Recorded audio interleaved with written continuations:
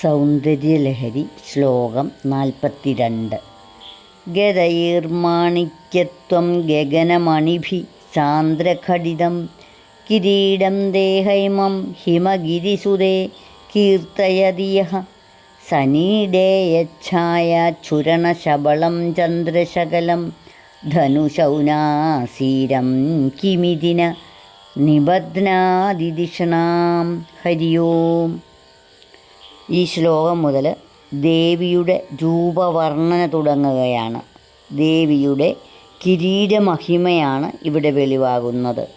അല്ലയോ ഹിമശൈലസുതേ, സൂര്യസമാനമായി വിളങ്ങുന്ന 12 മാണിക്യരത്നങ്ങളാൽ ഖചിതമായ അവിടുത്തെ കിരീടത്തിൽ നിന്നുതിരുന്ന പ്രഭാകിരണങ്ങളിൽ തട്ടി വർണ്ണശബളമായി മാറുന്ന ചന്ദ്രക്കല കണ്ടാൽ മഴവില്ലാണെന്ന് ആരാണ് ഭാവന ചെയ്യാതിരിക്കുക?